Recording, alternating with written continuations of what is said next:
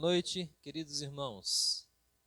Mais uma quinta abençoada para estudarmos a palavra do Senhor, como faço com os irmãos por muitos anos. Toda quinta-feira nos reunimos para estudar. Lamentavelmente, ainda não posso tê-los aqui na igreja para que eu ouça as perguntas muito oportunas dos irmãos, as interrupções necessárias para esclarecer dúvidas, esclarecer algum argumento, ou também irmãos preciosos que sempre complementam os nossos estudos.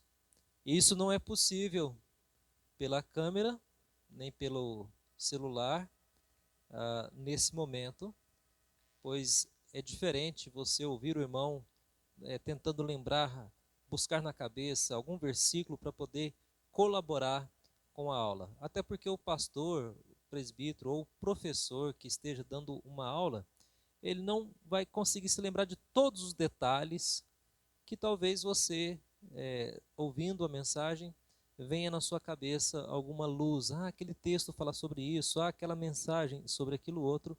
Então, as nossas quintas-feiras, elas têm sido, para mim, uma alegria poder levar, mas ao mesmo tempo é um misto de tristeza e alegria. Triste por não poder participar ativamente com os irmãos dessa atividade. Mas vamos lá. Hoje eu quero expor com os irmãos Efésios capítulo 6 e nós vamos dar continuidade ao versículo 18. Nós falamos do versículo 17 já na semana passada. Já está gravado no Facebook, já está colocado, no YouTube ainda não, vou colocar daqui a um tempo, e você já pode analisar o que vimos na semana passada e na retrasada sobre esse texto. Vamos orar, depois nós vamos ouvir um hino e vamos entrar no estudo da palavra do Senhor. Pai querido, nós estamos vivendo tempos difíceis, tempos em que não podemos não só conviver com alguns irmãos em comunidade, em igreja, mas também tempos em que as previsões não têm sido tão animadoras. Quero rogar ao Senhor nosso Deus que contrarie, ó Pai, essas previsões, contrarie às vezes as perspectivas negativas, pessimistas, e até mesmo algumas que são otimistas, mas que não são tão boas. Traga, ó Pai, alívio ao sofrimento do povo. O Senhor que nos fez pregadores entre as nações, alivia, ó Senhor Deus, nesse momento, com clamor e misericórdia, arrependimento do seu povo, o seu juízo, que o Senhor, ó Pai, possa ter compaixão de nós. O Senhor tem nos ensinado a importância da comunhão uns com os outros, a importância da igreja se reunir, coisas essas que muitos acabam não dando valor por se tornar um ato religioso, um ato corriqueiro. Mas é importante estarmos juntos, é importante celebrarmos o nosso Deus, é importante poder perguntar, interagir sobre a sua palavra. Abençoa, Pai, nossos irmãos, abençoa, Pai, esse estudo, que ele seja produtivo ao nosso coração nessa noite. Em nome do Senhor Jesus, oramos ao nosso Deus. Amém e amém. Vamos ouvir um hino e na sequência retornamos com o texto de Efésios.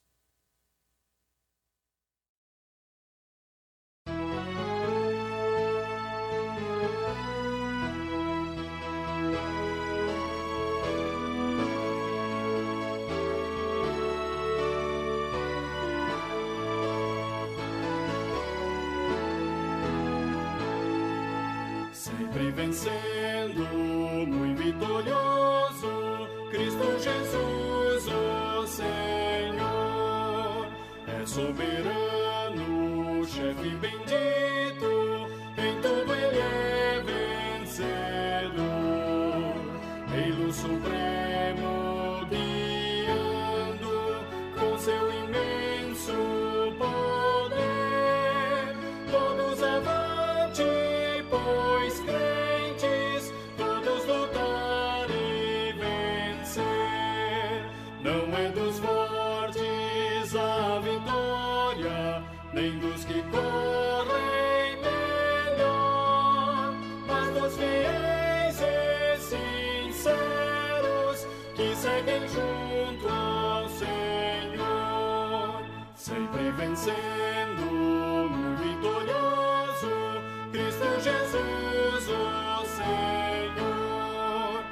e suas hostes inumeráveis, seu grande império e fulgor.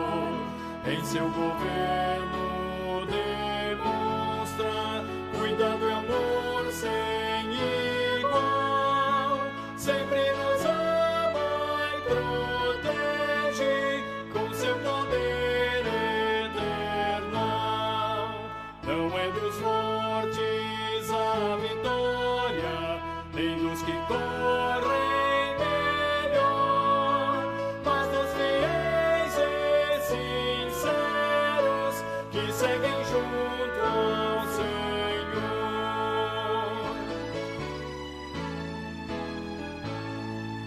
Sempre vencendo, muito vitorioso, Cristo Jesus, o Senhor. Reis e vassalos, servos e chefes, querem também seu favor. Senhor, desejo e te imploro que me permitas lutar sempre ao teu lado invencível, até meus dias findar. Não é dos fortes a vitória, nem dos que correm melhor, mas dos fiéis e sinceros que seguem junto ao Senhor.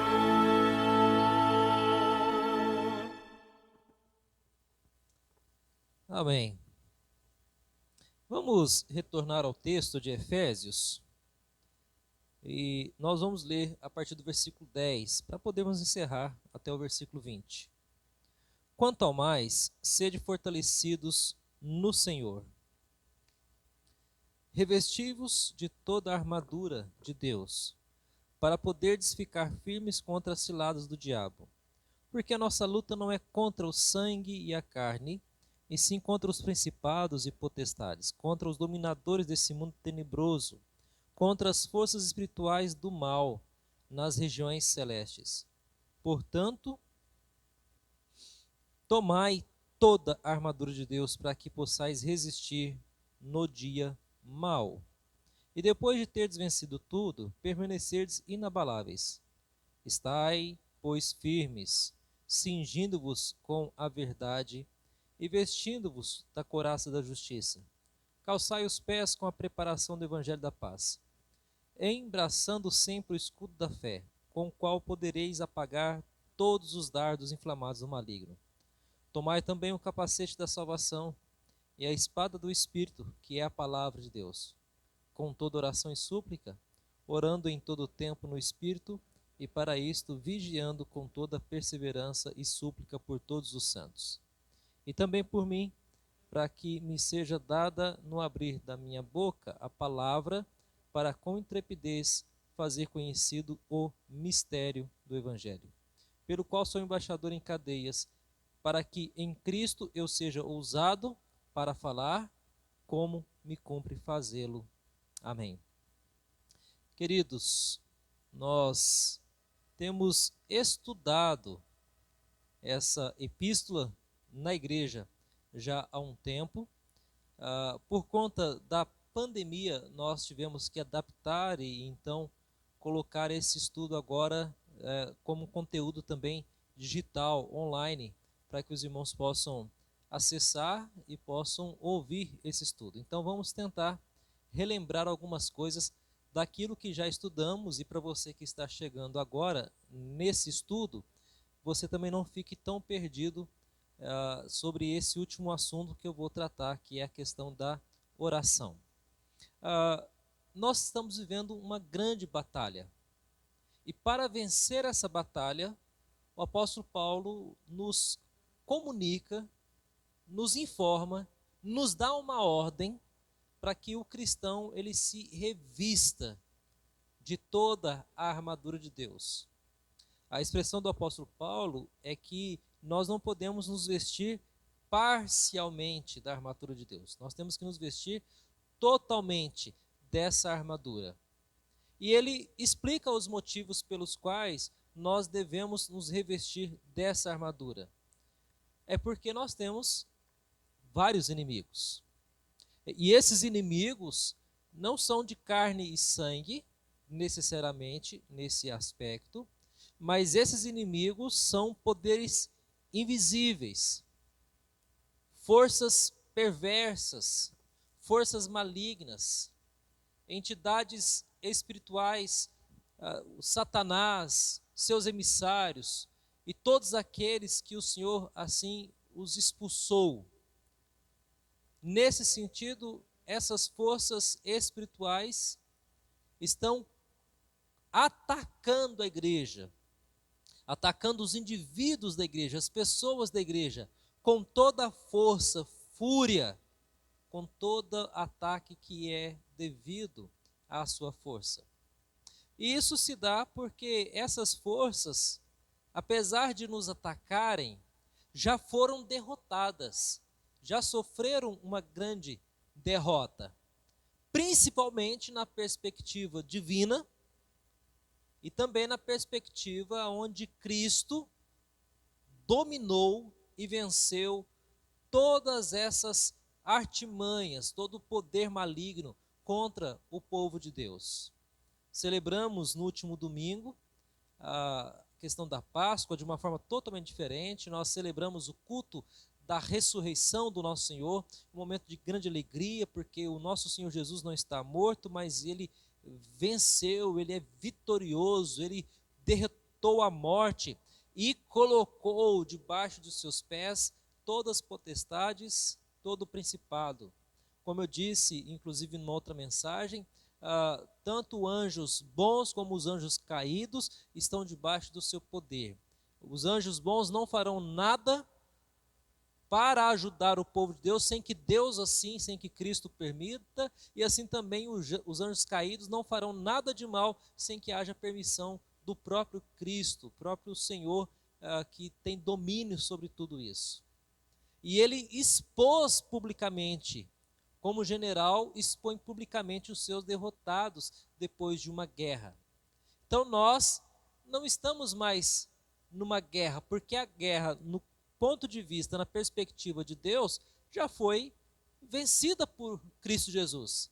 O Satanás já foi derrotado.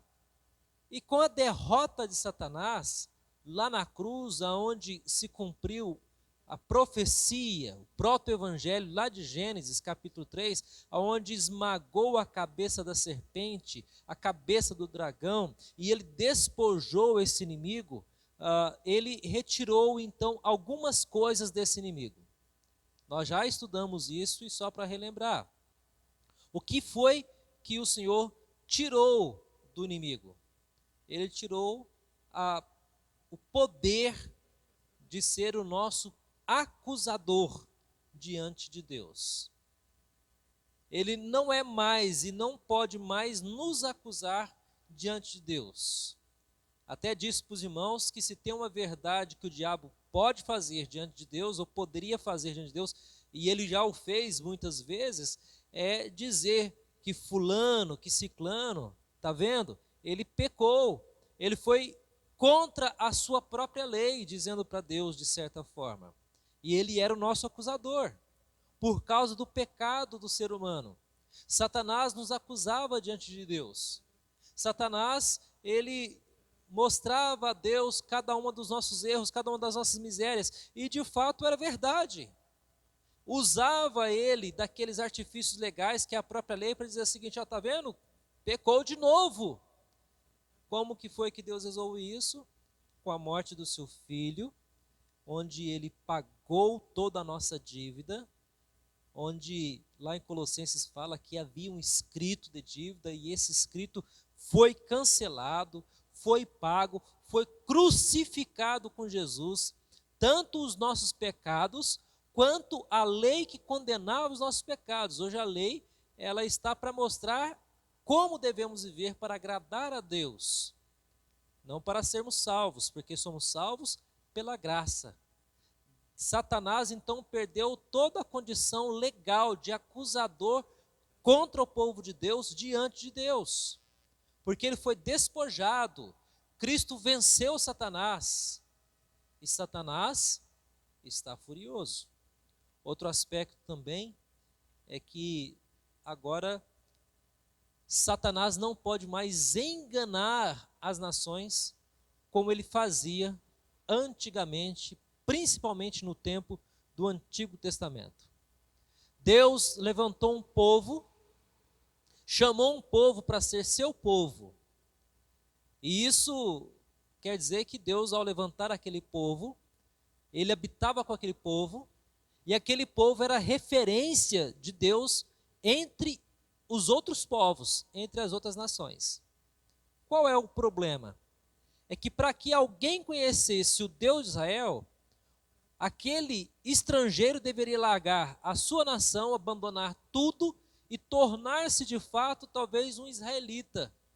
Isso aconteceu várias vezes. Muitos estrangeiros se tornaram israelitas, cumpriam todas as prescrições, a circuncisão, guardava a festa, tinha a questão do sábado, ou seja, o estrangeiro ele precisava ir para Israel, participar dos rituais de Israel, para se tornar de fato um israelita. Ou seja, o evangelho estava restrito a um povo, e os outros estavam cegos por causa da ação do diabo, por causa da ação satânica nesses povos. Por isso, nesse método, não havia algo tão maciço, uma conversão em massa, não havia assim uma nação toda. Havia alguns resquícios, algumas sombras do que seria depois do Novo Testamento o evangelho para todas as nações. Então, quando Cristo vence, ressuscita, ele expulsa Satanás, o príncipe desse mundo, do momento em que ele nos acusava, também ele deixa de ser aquele que cegava as nações. Agora as nações podem ouvir, as nações podem ser transformadas pelo poder do evangelho. Os missionários estão por aí. O diabo não pode mais conter o avanço do evangelho. Ele pode pontualmente atacar um ou outro missionário, uma outra entidade, mas o evangelho continua sendo proclamado, meus irmãos. Satanás ele perdeu esse posto de príncipe desse mundo, aonde Cristo, lá em João 12, fala que ele veio, expulsou o príncipe desse mundo e atraiu para ele as pessoas. E nós fomos atraídos para Cristo, porque ele veio e despojou o príncipe que era desse mundo. Então Satanás hoje ele não pode mais cegar, obscurecer nações, como ele assim o fazia, porque Cristo, ao ser crucificado, ao ressuscitar, mais uma vez ele venceu ali Satanás. E ele perdeu algo de grande valor. Ele perdeu o posto de acusador, ele perdeu o posto de príncipe desse mundo, que cegava as nações, e agora ele está furioso contra aquele ou aquela que é chamada como noiva, o povo de Deus, a igreja de Deus, que somos nós. Aliás, Satanás tanto é que está em fúria contra o povo de Deus, que Apocalipse 12:12 fala assim: por isso festejai, ó céus, os céus estão em festas, o céu está em grande alvoroço, porque Cristo, o Cordeiro, venceu, e todos que nele habitam. Mas tem um problema, ainda estamos nesse mundo. E Apocalipse fala assim: ai da terra e do mar, pois o diabo desceu até vós cheio de grande cólera, sabendo que pouco tempo lhe resta.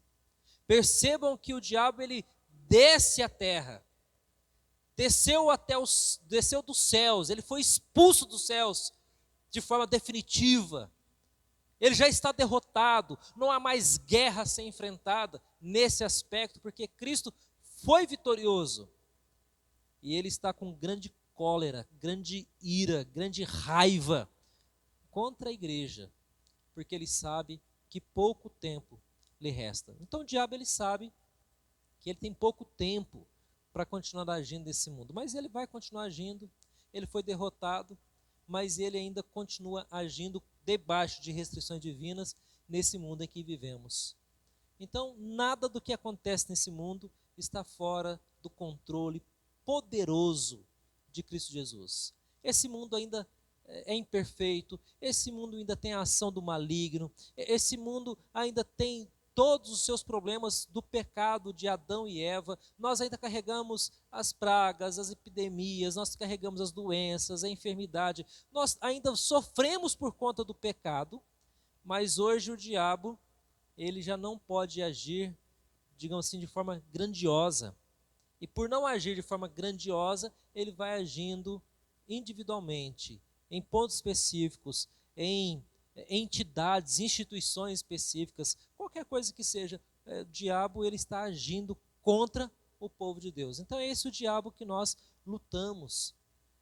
Nós não estamos em guerra, porque a guerra já foi vencida por Jesus Cristo, mas ele ainda continua resistindo contra o povo, ele continua perseguindo ainda os filhos do Senhor, ele continua perseguindo a igreja, ele continua perseguindo a noiva de Cristo, de certa forma, porque ele ainda não se deu como derrotado. De fato, ele é muito persistente. O diabo, apesar de já saber que está derrotado, que resta para ele pouco tempo, ainda assim, ele continua atirando os dardos inflamados contra a igreja de Cristo Jesus.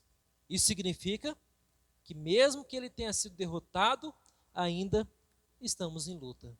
Essa luta aqui ainda não chegou na sua conclusão, na sua última página, no momento vitorioso que Jesus volta para buscar a sua noiva, para buscar a sua igreja. É como se nós víssemos um filme já no seu final.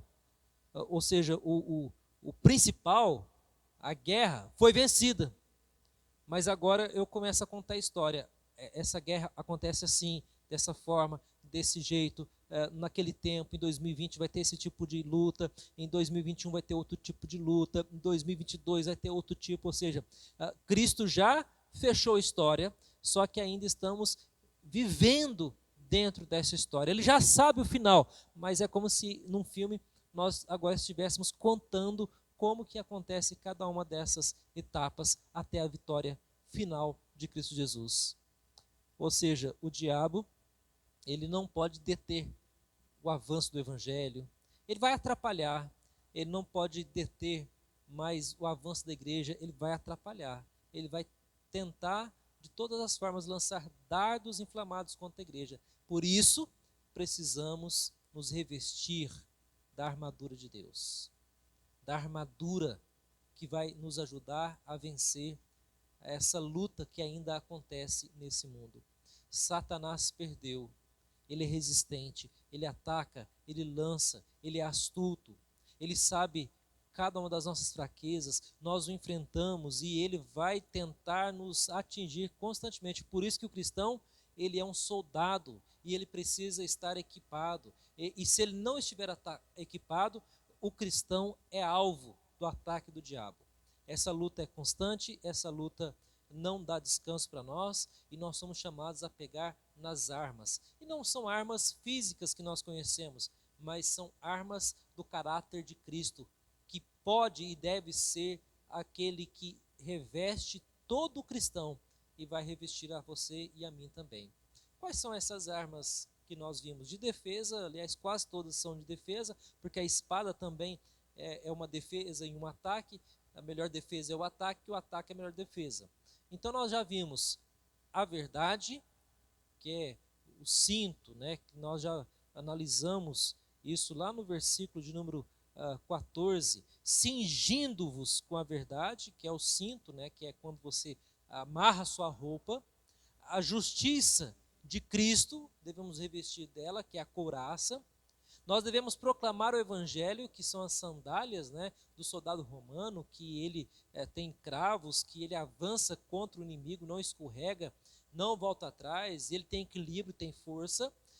Nós também nos protegemos com o escudo da fé. A fé é o nosso escudo contra os ataques do inimigo, contra a acusação dele contra nós, contra as artimanhas ao dizer para nós que nós não somos salvos. Nós nos revestimos então do capacete que protege a nossa mente, protege a nossa sanidade mental, onde o diabo vai tentar dizer para você que você não é filho de Deus nada, que você não é crente nada, e tudo que você faz de errado, ele acusa você. Porque diante de Deus ele não pode acusar mais, então ele vai pegar você mesmo e pegar outras pessoas para te acusarem sobre os seus pecados. Eu espero que dos seus pecados você se arrependa sinceramente, para que ele não tenha do que te acusar. Porque mesmo que ele acuse, quando você se arrepende e pede perdão ao Senhor, sinceramente do seu coração, o Senhor, ele é o justo e ele é o advogado junto ao Pai que vai perdoar quando confessamos nossos pecados, ele perdoa os nossos pecados. E vimos na semana passada a espada do Espírito, que é a palavra de Deus, que deve ser usada contra Satanás, mas também, em alguns momentos, você aprendeu semana passada que ela deve ser usada contra você. Essa espada, que é a palavra de Deus, ela serve de base para saber se você está andando corretamente diante de Deus ou se você está se desviando da palavra do Senhor. Qual é a base para a sua vida? É a palavra de Deus. Por isso que nós temos como base, pilar na igreja. A igreja, nós confessamos não só a inerrância como a inspiração das Escrituras, mas confessamos que a Bíblia é a única regra de fé e prática. É lógico que lemos outros livros, é lógico que lemos comentários, que lemos obras teológicas magníficas que são auxiliares na nossa construção da nossa doutrina, da nossa teologia, dos nossos dogmas, mas isso não quer dizer que elas sejam mais importantes do que a palavra de Deus. O que é mais importante? A palavra de Deus. Então essas virtudes de Cristo, que é a verdade, justiça, o evangelho, a fé, a salvação que é dele, que vem por meio dele e é dado por ele, é a palavra de Deus, tudo isso ele quer compartilhar conosco quando ele nos fala que devemos então nos revestir dessa armadura. Essa armadura que é defensiva é para resistirmos ao dia mau, que já analisamos inclusive essa expressão no versículo 13, onde ele fala: tomai toda a armadura de Deus para que possais resistir ao dia mau. E é obviamente que nós devemos vestir não parcialmente, mas de toda a armadura de Deus. Pois bem, agora vamos fazer algumas considerações a partir daquilo que já falamos. Se o diabo não pode nos tirar a salvação, porque ela é dada por Cristo, foi Cristo quem deu, e se ele deu, ninguém pode tirar. Ele tem o poder para poder chamar a ovelha, e ele diz que ninguém pode tirá-la da sua mão. Então o diabo não pode tirar de nós a salvação, porque ela foi conquistada por Cristo. Primeiro ponto, para pensar. Segundo ponto para a gente pensar: se ele não pode mais me acusar também diante de Deus, porque ele foi expulso. Ele não é mais o nosso acusador diante de Deus, então ele não tem mais aquele posto de acusador, ele não é mais aquele promotor ou advogado de acusação que vai ficar falando: o Neison fez aquilo, fulano fez aquilo. Diante de Deus ele não faz mais isso, porque Cristo o expulsou. Ok? Outro ponto, terceiro: se ele não pode mais cegar as nações para o Evangelho, porque agora o Evangelho está para todas as nações. As agências missionárias, os missionários, os pastores hoje podem pregar para todas as nações. Nesse tempo de pandemia, o que tem de conteúdo sendo produzido talvez não dê para uma vida nossa para ser analisada. Tem sido produzido muito material bom, muito escrito bom, tem muito vídeo bom, tem muito vídeo ruim também, é verdade, mas tem muita coisa boa. Então esses vídeos, eles estão se espalhando pelo mundo. E isso o Evangelho quer dizer que está chegando até mesmo em alguns lares, em algumas casas, que talvez a igreja, por si só, fechado no seu comodismo, não pudesse mais alcançar. A igreja é muito importante. O que eu estou dizendo é que hoje o Evangelho está chegando a casas que o diabo antes talvez tentasse cegar individualmente essas pessoas. Hoje o diabo não pode fazer mais isso porque Cristo subjugou o diabo. Então, o que o diabo então pode fazer contra nós? Ele pode tentar atacar, meus irmãos, a nossa fidelidade. Já falei sobre fidelidade também, como que devemos ser fiéis em tempos difíceis da nossa vida cristã. Ele pode atacar a nossa disposição para o serviço ao nosso Deus. Ele pode colocar empecilhos, ideias falsas. Ele pode colocar ciúme no seu coração. Ele pode colocar inveja no seu coração. Ele pode colocar desânimo no seu coração. O diabo pode colocar tantas coisas para afetar o serviço do nosso Deus, por exemplo. Até nesse período de pandemia, a igreja, ela não está na igreja fazendo o seu serviço. Mas e quando voltarmos, o que nós esperamos é que todos voltem animados, fervorosos, porque estão servindo ao Senhor. Mas o diabo pode colocar no seu coração, servir para quê? Tem muita gente nessa igreja para fazer o que você faz. O diabo é estrategista, meus irmãos. Ele vai colocar no seu coração assim, tem muita gente para poder fazer isso, tem muita gente para cantar, tem muita gente para poder dar aula. Eu já ouvi isso algumas vezes. Pastor, aqui na igreja tem muita gente para fazer isso, então eu prefiro ficar sentado no meu banco, só ouvindo. É um desperdício, porque se você pode fazer também o mesmo que o outro faz, mas você sempre vai fazer de forma diferente, então faça. Não fique sentado no banco. É igual o pregador. Todo pregador é diferente um do outro. Por mais que tentemos nos parecer com alguém, nós somos diferentes. Mesmo que tenhamos referências, eu tenho referências de pregadores que são excepcionais, que são bons, professores meus assim, ainda continuam sendo referências para a minha vida acadêmica, devocional e também de pregação. A questão é que nunca é igual. E mesmo que tenha vários pregadores numa igreja, toda pregação ela acaba sendo diferente, até mesmo quando é do mesmo texto. Então o diabo ele vem às vezes para poder fazer com que você desanime, não preste esse serviço. E ele ainda fala também que o diabo ele vai tentar fazer com que você não seja eficiente nessa luta. Ele vai atacar você, e quando você não se reveste da armadura, você não vai ser tão eficiente, tão produtivo contra o diabo nessa batalha. O diabo, ele pode inclusive nos induzir ao pecado. É lógico que o pecado, ele, mesmo que tenha sido induzido pelo diabo, ele é fruto do seu desejo, da sua cobiça. Tiago fala sobre isso.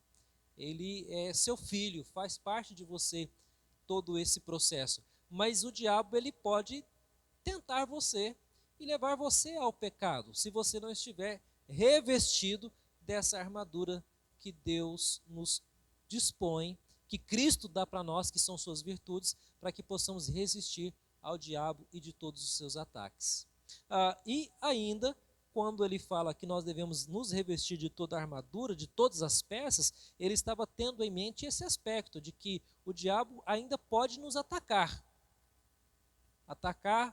características nossas, falhas nossas, e nós temos uma grande batalha, e por isso precisamos, além dessa armadura, de um outro aspecto importante para vencermos essa batalha. Aí o versículo 18 fala que nós precisamos de oração, súplica, oração em todo tempo, e vigilância com toda perseverança, e súplica por todos os santos no Senhor.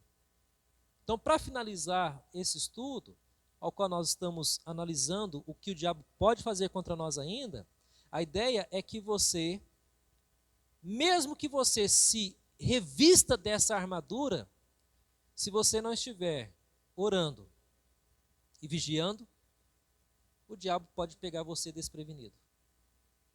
É igual um soldado, ele pode estar bem revestido, mas se ele for pego de surpresa, não adianta nada.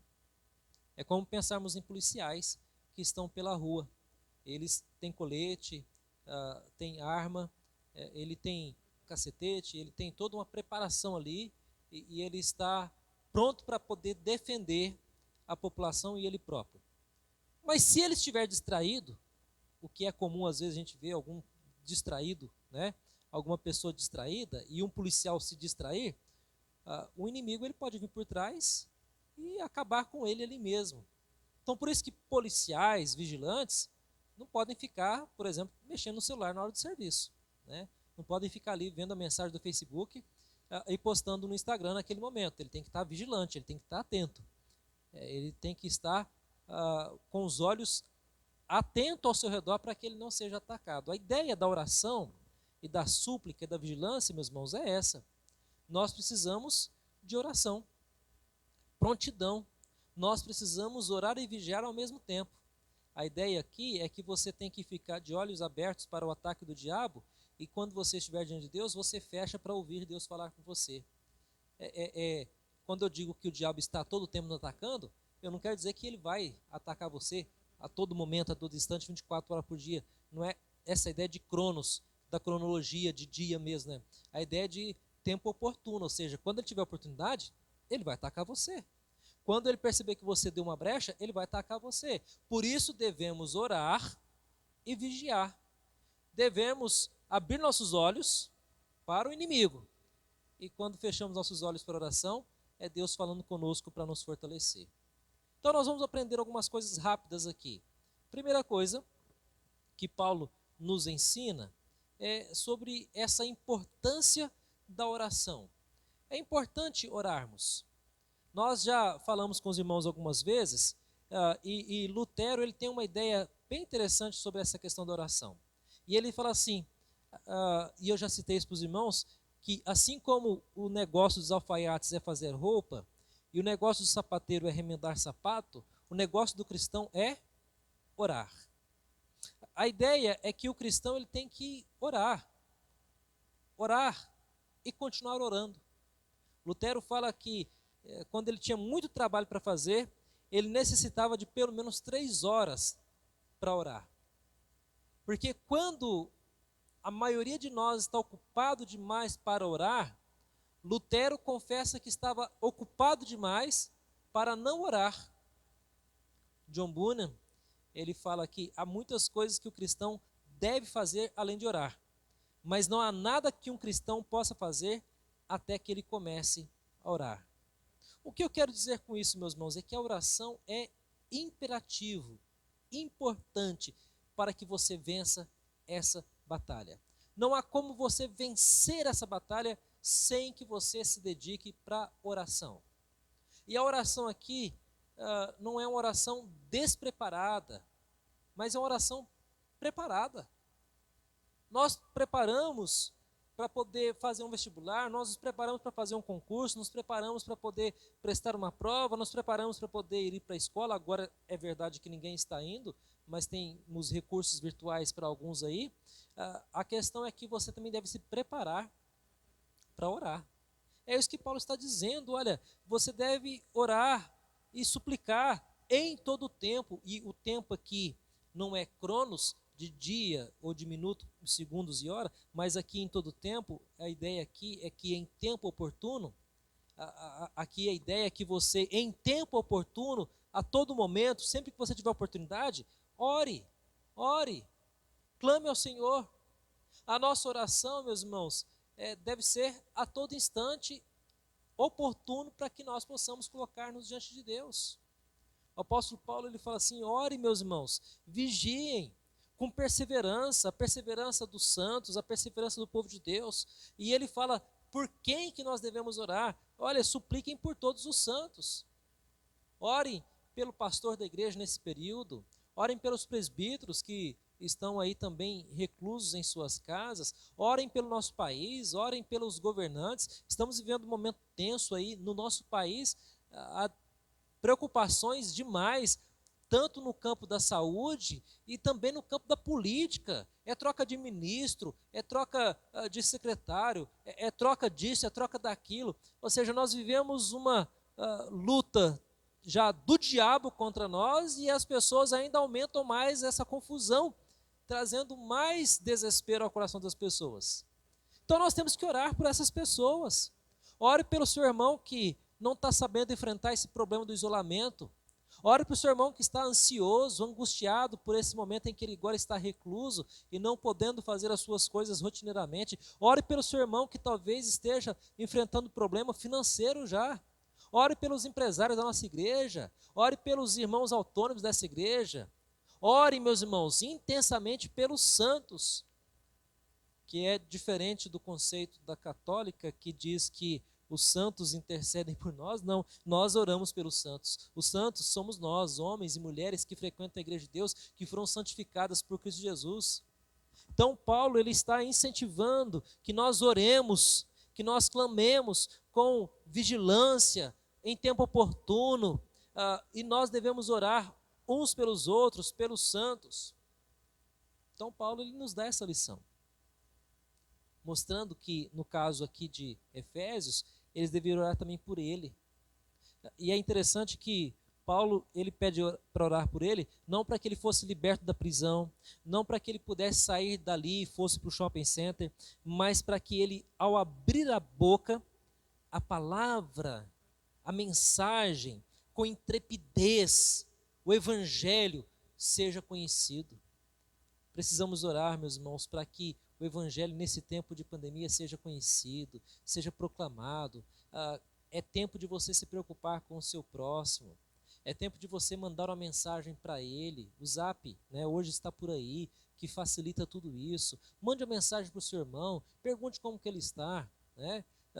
O pastor, no meu caso, eu tenho tentado falar com alguns irmãos, ainda não consegui falar com todos os irmãos, mas se você pode, lembra de algum irmão, lembra de algum visitante da nossa igreja, ore por ele, ligue para ele, para que a sua palavra também seja uma palavra de intrepidez, de proclamação do evangelho da paz, de Cristo Jesus. E ele dá um motivo para que tudo isso aconteça, porque nós somos embaixadores.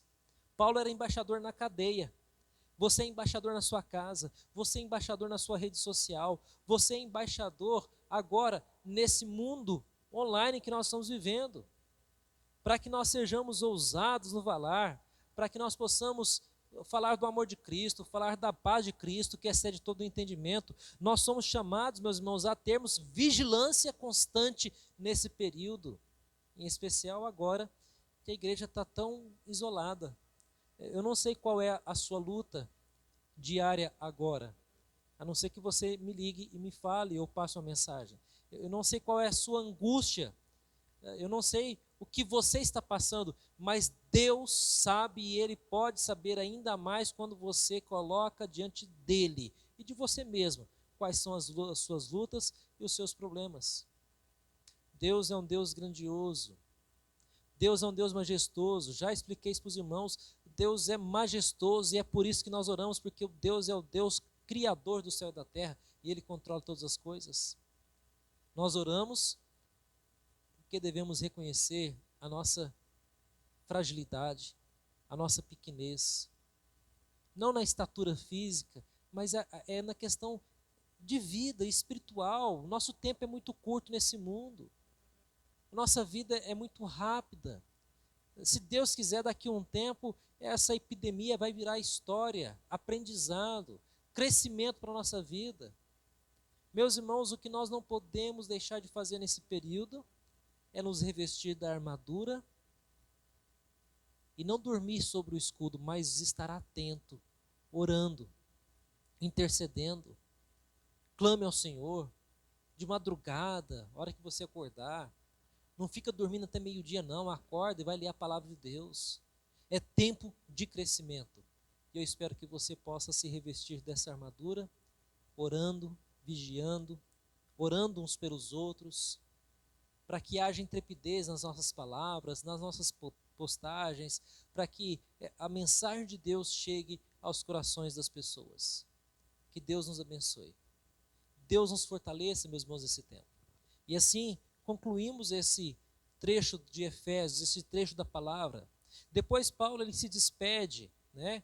E para que saibais, versículo 21, que também o meu respeito, o que eu faço e tudo que vos informará Tíquico, o irmão amado, fiel ministro do Senhor, foi para isso que eu vou lhe enviei, para que saibais a nosso respeito e ele console o vosso coração. Paz seja com os irmãos e amor com fé da parte de Deus nosso Senhor Jesus Cristo. A graça seja com todos os que amam sinceramente ao nosso Senhor Jesus Cristo. Nós concluímos esse estudo de Efésios com essas palavras. A graça seja com todos que amam sinceramente ao nosso Senhor Jesus Cristo. A paz seja com você, meu querido. A graça de Deus o fortaleça. pela oração, pela súplica, porque o diabo, ele vai lutar contra você. Ele não nos acusa diante de Deus, mas acusa diante de nós mesmos. Ele não vai cegar mais as nações, mas ele pode cegar você para algumas coisas. Busque a Deus, dobre-se diante do Senhor e clame ao Senhor pela sua misericórdia e pela sua bondade. Vamos orar, encerrando o nosso estudo nessa noite, e rogar a Deus que Ele nos fortaleça nessa batalha, porque não é dos fortes a vitória, nem dos que correm melhor, mas dos fiéis e sinceros juntos ao Senhor. Vamos orar. Pai querido, obrigado por esse estudo, obrigado por esse período longo que passamos estudando a carta de Efésios. Aprendemos tanto, ó Pai, nessa carta. São tantas lições, tantos momentos de aprendizado, de exortação, mas também de consolo, porque o Senhor morreu por nós, o Senhor nos escolheu. Pela graça somos salvos. E somos chamados não para vivermos, ó Pai, debruçados sobre o escudo, mas atentos, vigilantes, orando em todo o tempo, clamando pelos irmãos, intercedendo pelos irmãos e rogando ao nosso Deus a paz de Cristo sobre a nossa vida. Abençoe, ó Pai querido, esses irmãos que estão vendo essa transmissão, para que sejamos edificados pelo sangue de Jesus. Nos fortifique, nos oriente e nos dê, ó Pai, a paz que vem do alto. E que a graça esteja nos corações dos irmãos que sinceramente amam a Cristo Jesus nesse momento. Assim rogamos em nome do Senhor Jesus. Amém e amém. Irmãos, nós encerramos assim nosso estudo dessa quinta-feira. Nós aguardamos os irmãos na postagem da Escola Dominical, que acontecerá domingo pela manhã, e no culto à noite, com a graça de Deus, nós louvaremos e vamos bendizer ao Senhor. Não sabemos ainda quando vai ser liberado as reuniões dominicais. Assim que tivermos posições, nós vamos comunicando aos amados irmãos. Deus abençoe a todos e uma boa noite em Cristo Jesus. Amém.